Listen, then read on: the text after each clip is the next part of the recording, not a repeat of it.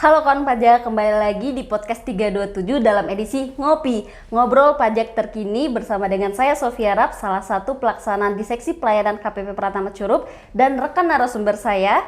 Halo kawan pajak, perkenalkan saya Irwansyah, penyuluh pajak KPP Pratama Curup.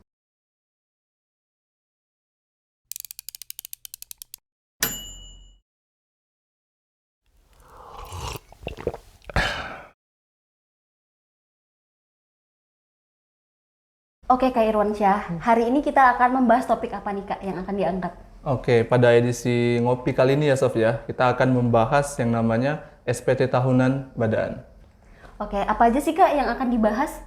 Oke, jadi yang bakal dibahas nanti ya, kita untuk edisi podcast kali ini, itu akan membahas ya tentang seputar SPT tahunan badan, tetapi untuk pengantar saya akan menjelaskan dulu sedikit Sof, itu mengenai kenapa kita harus melakukan pelaporan SPT tahunan gitu. Jadi karena di Indonesia ini sebenarnya mengandung sistem self assessment Sof. Jadi perpajakan kita itu mengangkat self assessment system. Jadi itu memberikan kepercayaan ke masing-masing wajib pajak untuk menjalankan kewajiban perpajakannya secara mandiri. Nah, maka dari itu untuk setiap wajib pajak yang mempunyai NPWP itu wajib melaporkan SPT tahunannya masing-masing begitu. Oke, karena kita membahas topik SPT tahunan badan, ini bisa nggak kakak jelasin apa sih sebenarnya SPT tahunan badan itu? Oke, tadi awal tadi kenapa itu udah kita bahas ya. Jadi untuk saat ini kita bahas mengenai SPT tahunannya sendiri. Jadi untuk SPT tahunan sendiri kan itu ada namanya form yang diisi oleh wajib pajak itu berdasarkan data penghasilannya, data biaya, data pengeluarannya dan ada pajak terutangnya juga di situ. Nah, itu yang diisi berdasarkan sesuai undang-undang. Untuk badan sendiri itu adalah menurut ini ya, filosofi itu beberapa kumpulan orang yang memiliki satu tujuan. Nah, tujuannya itu bisa untuk berusaha ataupun tidak berusaha. Ya, contohnya mungkin banyak ya di sekitar kita. Itu ada yayasan misalnya, ada juga perusahaan ya kan, CV dan sebagainya. Nah, jadi untuk lebih khusus lagi, SPT tahunan badan sendiri itu menggunakan Form 1771 Sof. Beda dengan wajib pajak orang pribadi yang punya 3 jenis SPT ya. Mungkin yang kawan pajak juga pada tahu ya. Oke, seperti itu. Oke Kak, dari untuk pelaporan ini, ada nggak sih Kak cara pelaporan SPT tahunan badan? Apakah kita harus datang ke KPP terdekat atau ada alternatif lain? Atau bahkan mungkin hanya membayar pajak tapi tidak perlu lagi dilakukan pelaporan SPT tahunan? Wah, kalau membayar saja nanti kewajiban pelaporannya malah tertinggal Sof ya. Tapi nggak seperti itu ya sebenarnya. Jadi untuk laporan SPT tahunan ya, jadi pelaporan SPT tahunan sendiri, kawan-kawan pajak bisa melaporkan melalui online itu di pajak.go.id. Nah, jadi bisa melaporkan SPT tahunan badannya itu bisa di mana saja, kapan saja ya kan, tanpa harus datang ke kantor pajak. Nah, yang cara kedua yaitu bisa langsung datang ke kantor pajak terdekat gitu. Nanti bisa dilaporkan secara manual gitu. Oke, ada nggak sih Kak sebagai wajib pajak badan itu yang perlu dipersiapkan nih bagi kita yang memiliki NPWP badan seperti misal laporan keuangan atau harus bawa NPWP itu ada nggak sih Kak persiapan-persiapannya? Oke, jadi ya sebelum berperang pun kita ada persiapan lah ya sebenarnya. Jadi sama dengan SPT tahunan juga, kawan-kawan pajak juga ada beberapa yang mungkin yang harus dipersiapkan lah ya sebelum penginputan atau pengisian SPT tahunan badannya. Mungkin yang pertama yang paling itu ya penghasilan lah ya. Jadi setiap badan yang punya penghasilan itu direkap dalam 1 tahun penghasilannya. Yang kedua itu data rekapan biaya. Nah, jadi ketika dalam 1 tahun itu kan pasti ya ada pengeluaran lah ya. Misalnya kayak biaya pembelian barang, biaya gaji dan sebagainya itu juga direkap dalam 1 tahun pajak. Yang ketiga yang dipersiapkan juga yaitu susunan pengurus dari badan itu sendiri. Nah, misalnya kayak ketua, direktur dan sebagainya itu dipersiapkan data-data susunan pengurusnya. Nah, yang keempat ada laporan keuangan. Jadi kawan-kawan pajak juga harus tahu kenapa untuk laporan SPT tahunan badan wajib melakukan lampirannya di laporan keuangan. Itu kenapa di undang-undang kita juga mengatur untuk setiap badan itu harus melakukan pembukuan, yang artinya untuk pembukuan wajib membuat laporan keuangan.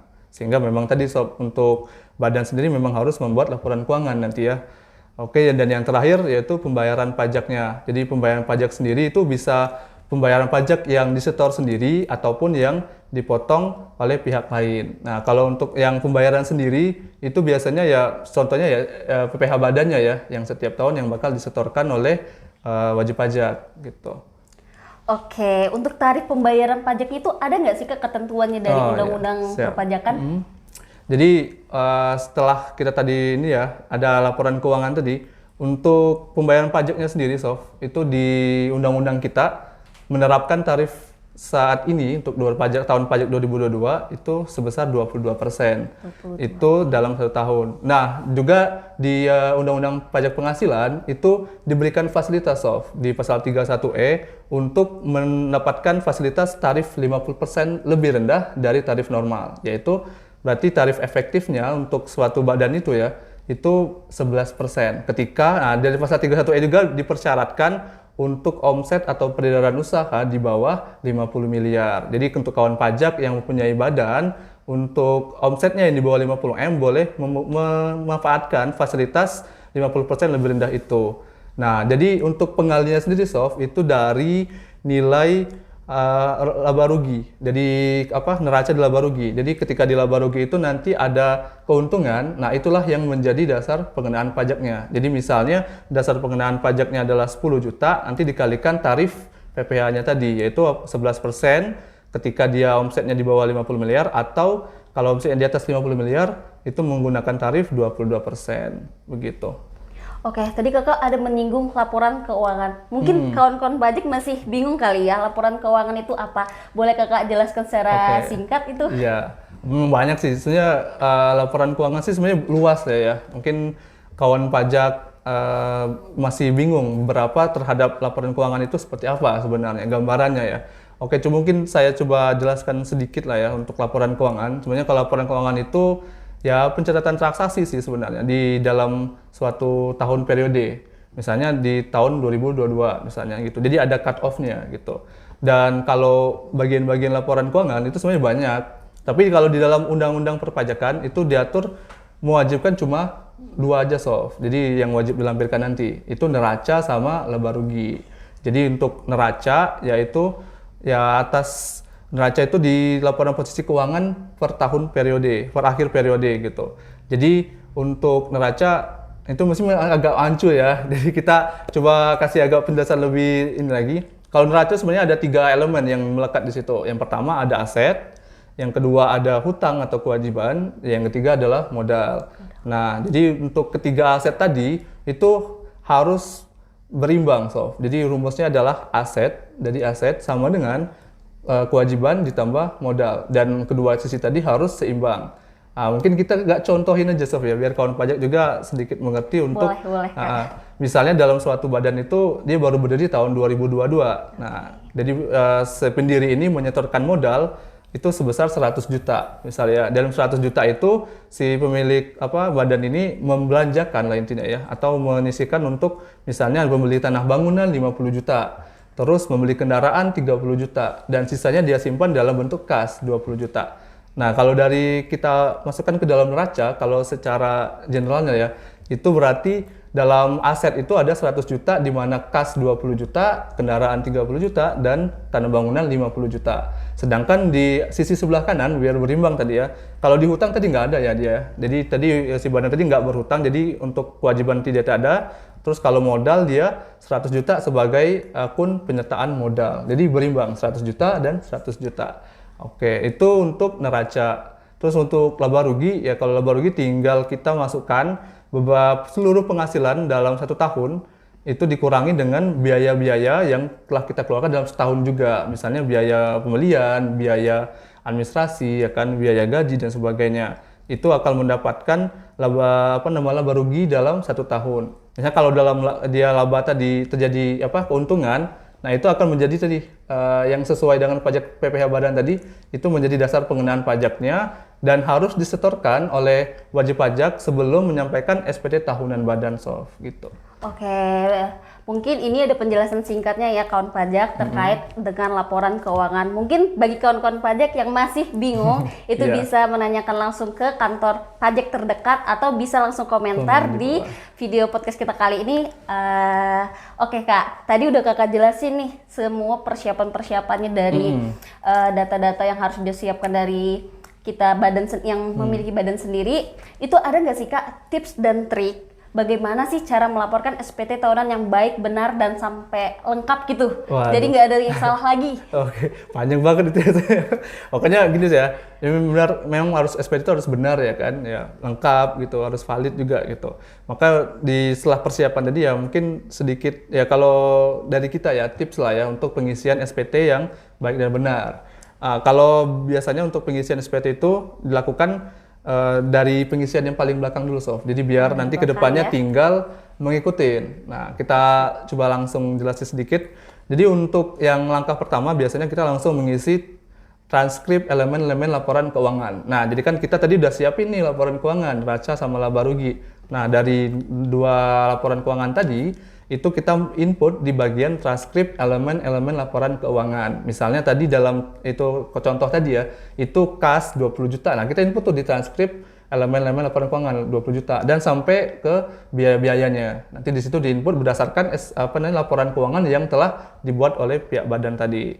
Terus selanjutnya di lampiran 5 itu juga wajib menginput namanya susunan pengurus. Nah, jadi siapa direkturnya, siapa sekretaris itu diinput di lampiran kelima untuk form 1771. Terus yang ketiga di lampiran 3. Nah, ini misalnya kalau ada si badan ini transaksi ke rekanan dan sebagainya, dia mendapatkan bukti potong ya kan. Nah, dia diinput di lampiran ketiga gitu. Terus selanjutnya untuk lampiran 2 itu boleh badan menginput biaya-biaya. Nah, jadi yang ditranskrip tadi diinput lagi nih di namanya di lampiran 2 form 1771-nya. Jadi di situ bahkan di breakdown lagi ada biaya administrasi umum dan biaya lainnya. Nanti bisa dilihat di formnya ya. Terus yang lampiran pertama itu adalah peredaran usaha atau penghasilan dalam 1 tahunnya. Jadi diinput berapa 1 tahun penghasilannya diinput di lampiran 1. Nah, untuk lampiran awal nanti bakal merekap dari pengisian sebelumnya. Misalnya tadi ada keuntungannya berapa tadi masuk ke bagian awal di halaman awal SPT itu tadi. Jadi ketika bagian terakhir ada PPh terutang, nah itu tadi kita harus menyetornya sebelum menyampaikan SPT. Nah, ketika kita udah setor nanti kita input NTPN di halaman awal form 1771-nya. Jadi untuk status SPT-nya bisa terkirim. Nah, gitu Sof. Untuk tips-tipsnya lah ya. Oke, bagi kawan-kawan pajak yang masih mungkin bingung dengan penjelasan yang baru disampaikan oleh penyuluh kita, ini kawan-kawan pajak bisa dapat mengunjungi ke akun YouTube kita Pajak Curup. Di sana udah tertera sangat jelas tata cara bagaimana pelaporan SPT tahunan badan. Oke, kita ini kalau nggak salah beberapa hari yang lalu itu tanggal jatuh tempo pelaporan SPT tahunan orang pribadi ya Kak ya. Iya. Ini saya boleh nanya nggak Kak? Ada nggak sih jatuh tempo pelaporan SPT tahunan badan juga gitu? Ya kita sama harus adil lah ya Sob ya. Antara masa orang pribadi kena badan enggak. Kita sama-sama harus adil dan memang di undang-undang kita juga mengatur sih Sob. Jadi untuk jatuh tempo itu diatur di pasal 3 Undang-Undang KUP itu menerangkan jatuh tempo pelaporan SPT badan itu 4 bulan setelah akhir tahun pajak. Nah, di akhir tahun pajak, misal tahun pajak 2022, berarti jatuh tempo terakhir itu di bulan April 2023 gitu. Itu untuk jatuh temponya saja gitu. Oke kawan-kawan pajak, jadi untuk kawan-kawan pajak jangan lupa untuk pelaporan SPT tahunan badan itu maksimum tanggal 30 April 2023 untuk tahun ini ya. Oke, kalau kita mau ngomong jatuh tempo Kak, kalau seandainya kita tidak melaporkan SPT tahunan atau lewat dari jatuh tempo yang Kakak jelaskan barusan, itu apakah ada sanksinya Kak? Oke, nah pasti ada sih harusnya ya. Ada ya. Kalau kita menganggap itu harusnya pasti ada, tapi memang diatur sih Sob. Dari undang-undang juga sudah mengatur ya. Jadi di pasal 7 KUP itu mengatur untuk sanksi-sanksi terlambatan atau tidak dilakukannya pelaporan SPT ya. Mulai dari SPT massa, SPT tahunan juga diatur di pasal 7 itu. Jadi untuk lebih khusus untuk SPT tahunan badan ya, itu sanksi administrasi yang dikenakan ketika kita tidak melaporkan atau malah lewat juga kena juga ya Sob ya. Itu diatur di pasal itu sebesar 1 juta rupiah sanksi administrasinya. Jadi ya lumayan Sob untuk untuk suatu badan lah ya untuk ya mengeluarkan lebih lah untuk sanksi yang harusnya tidak terjadi gitu. Oke, bagi kawan-kawan pajak, maka dari itu kita harapkan jangan lupa untuk melakukan pelaporan SPT tahunan badan karena ternyata lumayan besar juga ya sanksi yang dikenakan kalau kita telat ataupun tidak melaporkan. Benar. Oke kawan pajak, sampailah kita di penghujung acara hari ini. Terima kasih kepada kawan-kawan pajak yang telah menonton podcast hari ini dan bahkan yang sudah berkomentar kali ya Kak ya. Benar. Dan jangan lupa untuk kawan-kawan pajak mengikuti akun media sosial kantor kita. Ada Instagram, YouTube, Twitter, Facebook, dan bahkan kita ada TikTok. Sekian, sampai jumpa di ngopi selanjutnya. Bye!